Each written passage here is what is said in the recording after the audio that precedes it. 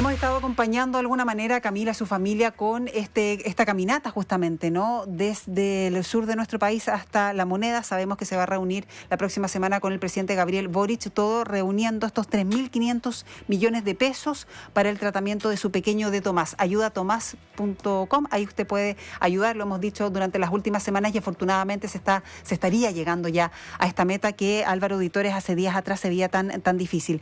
Está este tema, hay otra familia que viene también desde el norte de nuestro país, lo hemos conversado acá con el papá, que tienen el mismo problema, el mismo medicamento, 3.500 millones de pesos, y además de esto se ha generado una polémica, ¿no? A propósito de por qué el ministerio no se hace cargo. Es un medicamento carísimo, pero también hay un tema de que si es que está acreditado el medicamento o no. Hoy, de hecho, un exministro de Salud da cuenta en una carta al Mercurio justamente de que las palabras que habría indicado la subsecretaria Andrea Albagli, con respecto a que no tiene evidencia de efectividad de este medicamento, no es así, sino que sí tiene una aprobación justamente desde Estados Unidos. Sí, vamos a hablar justamente, como ha dicho usted, con un exministro de Salud. El exministro de Salud también es presidente de Ipsus, de la Universidad de San Sebastián. Enrique París está en línea. ¿Qué tal, Enrique? ¿Cómo estás? Muy buenas tardes. Hola, doctor. Buenas tardes. Buenas tardes, Loreto. Buenas tardes, Álvaro. Gracias por esta entrevista en Expreso Bio. Gracias, doctor. También, bueno, lo decíamos, ¿no? Está todo el tema humano, afortunadamente se ha apoyado bastante y la misma mamá de Tomás ha dicho que ha sido gracias a las personas que ayudan anónimamente y dentro de lo que pueden, más que y no el ministerio, ¿no? El que está permitiendo que se podría llegar a la meta. Y está el tema justamente que usted hace una carta en el diario El Mercurio por los dichos de la subsecretaria. Entendemos que este medicamento sí está aprobado en una condición de aprobación acelerada, pero de todas maneras aprobado, ¿no? De todas maneras está aprobado. El 22 de junio del año 2023, la FDA envió la aprobación, el documento que aprueba el uso del medicamento a la empresa o a la empresa farmacéutica que lo fabrica. Aquí lo tengo. El que lo quiera ver y lo puede bajar incluso de la página web de la FDA. Por lo tanto, la subsecretaria, lamento que esté equivocada o sus asesores a lo mejor están equivocados. Pero basta googlear esta noticia y dice que está aprobado. Entonces, decir que no está aprobado en el extranjero y que además no hay evidencia es absolutamente erróneo. No quiero usar otra palabra más fuerte. De hecho, para aprobar este medicamento se exigieron estudios clínicos, 3 trials, y los 3, digamos, contribuyeron a que esto se aprobara. Entonces, me llama mucho la atención que se diga que no está aprobado. Y además, un argumento bastante como para retrucar. Entonces, ¿por qué le ofrecen a la mamá que se coloque el medicamento acá en Chile si no está aprobado? Eso es algo insólito. No se está pidiendo que lo apruebe el ISP, porque eso demora mucho más. Pero el medicamento está aprobado por la FDA en Estados Unidos y se coloca en Estados Unidos. Obviamente que no para todos los niños con Duchenne. El niño tiene que tener menos de 5 años y el Tomasito cumple eso. Se le tienen que tomar exámenes para demostrar cuál es la falla que tiene, que es una falla genética, un gen, el gen DMD, Duchenne, el gen de Duchenne, y que además no tenga anticuerpos. ¿Por qué? Porque este medicamento lo que hace es crear una proteína que protege el músculo. Si esa proteína no existe y eso es la causa de la enfermedad, el músculo se va dañando a medida que pasa el tiempo. Lo que hace esta terapia, que es una terapia absolutamente novedosa, utiliza un virus, ADN. El virus lleva el gen nuevo y el gen se incorpora al niño y comienza a producir esta proteína que es la que salva al músculo y permite que el niño sobreviva. La aprobación acelerada, doctor, es algo parecido, porque uno lo recuerda a propósito de, no sé si es exactamente lo mismo lo que ocurrió con las vacunas contra el COVID, ¿no? Que también fueron objeto de una aprobación acelerada.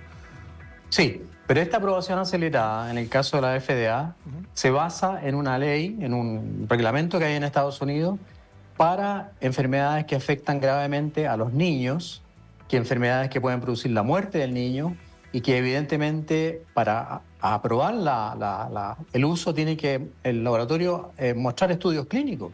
Tiene que usar el medicamento, por ejemplo, en 2 grupos. Uno con el medicamento, otro con un placebo.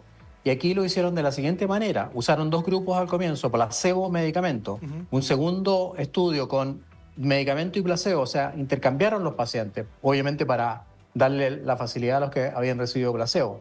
Y lo que se demuestra es que el medicamento es capaz de inducir la producción de esta proteína, que es la que resguarda o protege al músculo del niño, porque este músculo, cuando no hay tratamiento, se comienza a dañar, incluso se dañan los músculos respiratorios, se daña el músculo cardíaco. O sea, estos niños fallecen por insuficiencia cardíaca, por insuficiencia respiratoria, no pueden caminar, en fin. Y lo que hace el medicamento es recuperar la producción de esa proteína que desgraciadamente ellos no pueden producir por una falla genética. Esta falla genética va unida al cromosoma X. Es por eso que los niños, los varones, son los que tienen la expresión de la enfermedad, a pesar de que la mamá puede ser la portadora del gen, pero se expresa unido al cromosoma X. Doctor, bueno, lo que dijo la subsecretaria en rigor es que el medicamento en cuestión no tiene aprobación en agencias internacionales, por ende tampoco el registro dentro del... Pero la FDA del es una agencia internacional. Sí, por eso le decía, para en contexto decir específicamente lo que había dicho la subsecretaria, que no existe evidencia de efectividad en ese tratamiento específico, y esa es la razón que en Chile y en otras agencias no está el registro de ese producto farmacéutico. Pero lo que apunta usted es muy importante, que generó otra polémica además, que cuando se reunieron con la ministra lo que se le ofreció fue, una vez comprado, reunido el dinero, traerlo para acá. Entonces uno dice, claro, lo ofrecen traerlo acá para acá, ponerlo acá, algunos dirán para la foto, como le decían varios auditores, pero claro, reconociendo entonces que se podría eventualmente aplicar. Ahí hay algo que no conversa. ¿Y cuán grave? Quería preguntarle que una autoridad de salud esté también con estas declaraciones y bueno, con todo lo que ha generado. Bueno, yo aprecio a la subsecretaria, a Bagley, y estoy muy agradecido de ella porque la última vez que nos reunimos, en reunión con otros exministros de salud, ella fue muy noble al reconocer que los ataques que nos habían hecho, ella misma entre otras, durante la pandemia habían sido desproporcionados y exagerados. Por lo tanto, aquí no es un conflicto con la persona. No es personal. Yo estoy tratando de corregir lo que ha dicho la autoridad sanitaria, que tiene además asesores, debe tener asesores farmacéuticos o del equipo de farmacia. Yo creo que ellos son los que tienen que salir a corregir esta situación. Y obviamente que aquí hay una discrepancia profunda, porque si ellos dicen que no está aprobado, ¿cómo favorecen o aprueban traerlo y colocarlo acá en un hospital? En ese caso estarían cometiendo incluso un delito, porque están usando un medicamento que no está aprobado, cosa que se puede corregir, porque el Ministerio de Salud, la ministra de Salud, el ministro pueden autorizar, o el ISP, el uso de un medicamento en circunstancias especiales, siempre que tenga una receta de un médico certificado en Chile, para salvar, por ejemplo, la vida de un niño. Pero bueno, esos son detalles que no vienen al caso. Aquí el medicamento tiene aprobación de una agencia internacional, una agencia extranjera absolutamente reconocida en todo el mundo y también reconocida en Chile. Muchas aprobaciones en Chile por el ISP toman como antecedente la aprobación que ha tenido antes un medicamento en la FDA, por la FDA o por la EMA. Y como dice Álvaro, es muy parecido esto a lo que ocurrió durante la pandemia. Sin embargo, este estudio lleva muchos más años. No es lo mismo con las vacunas, que los estudios duraron poco tiempo. Este estudio lleva muchos años y, de hecho, fue presentado el año 2022, en septiembre, a la FDA, y fue aprobado recién en junio del 2023. O sea, se tomaron harto tiempo para examinar los estudios científicos que se habían hecho. Estamos hablando con el doctor Enrique París. Doctor, ha llamado mucho la atención que nosotros hemos estado acompañando desde que salió a Ancud a la mamá de Tomás, a Camila. Y bueno, lo medular ha sido hacer que la ayuda llegue, digamos, pero no han faltado, sino que ha habido muchos comentarios relacionados con lo costoso del medicamento. ¿Cómo, para ilustrar a la audiencia, cómo se explica lo costoso que es un medicamento de esta naturaleza, que además, otra cosa que llama la atención es una aplicación y ya está, que es lo que requiere Tomás? Lo costoso del medicamento lo explicó muy bien un biólogo en las últimas noticias hace unos días atrás, el doctor Enrique Brandan, porque él explica cuál es el mecanismo, cómo los investigadores, los bioquímicos, los químicos farmacéuticos, los médicos, los ingenieros, los genetistas llegan a descubrir esta terapia. Eso lleva años de estudio, años de inversión. estos medicamentos además tienen patente que se vence, o sea, el laboratorio no va a poder cobrar para siempre el mismo valor o va a bajar el valor. Pero la inversión que se hace para lograr obtener este medicamento es muy importante.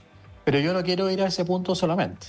Es mucho más importante la vida de un niño, la calidad de vida de una persona, el aspecto humano. O sea, si de repente, ni Dios quiera, que alguno de nosotros tuviese un niño o un paciente que requiere una terapia carísima y qué es lo que lo va a salvar, obvio que la mamá, el papá, la familia va a hacer todo lo posible por conseguir ese tratamiento, porque está tratando de salvar al niño. O sea, se requiere mucha rigurosidad, mucha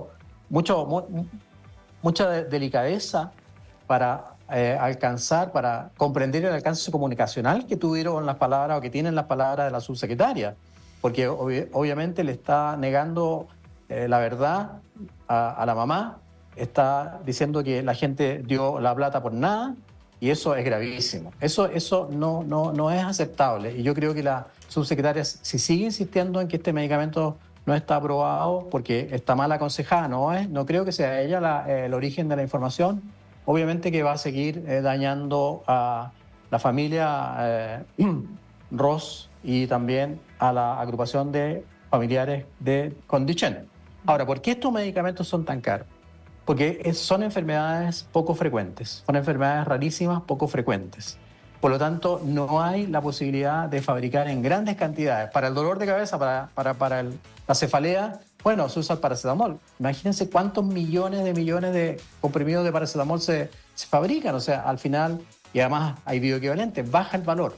En estos medicamentos que son, por así decirlo, casi exclusivos para una enfermedad muy exclusiva y que además modifican la genética del paciente, obviamente que es mucho más costoso. Claro, más costoso, pero uno entiende, son años, hay años de investigación, mucha gente involucrada, pero si ya tienes el talento, la inteligencia para llegar a eso, y de eso depende la vida de una persona, bueno, son otros cuestionamientos. Doctor, queríamos agradecer el contacto, pero también aprovechar de preguntarle, en su calidad de exministro, por cierto, la situación de la influenza en nuestro país. ¿Cómo ve usted el tema, lo que está pasando en Ñuble, si es que hay alguna explicación, y también el tema de la vacunación en nuestro país? Bueno, hoy día revisé las cifras del ISP. Ustedes saben que todas las semanas el ISP informa de la circulación viral. El virus influenza A, porque hay varios influenza, es el que más circula en Chile en este minuto.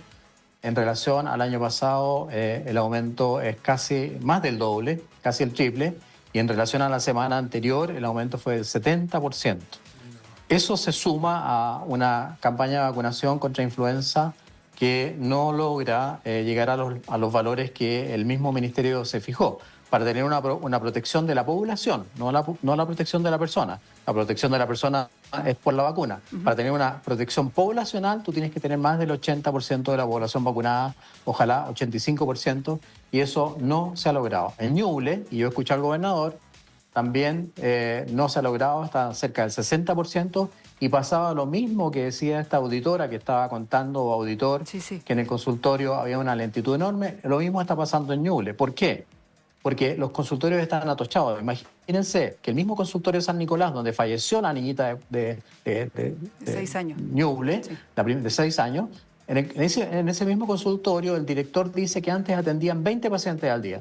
Y ahora están atendiendo entre 200 y 300 pacientes al día. Entonces, algo está ocurriendo ahí, y por eso me parece bien que el encargado de epidemiología del ministerio ya haya ido para allá. Y hay otro hecho en Ñuble, que lo dijo el gobernador, la contaminación.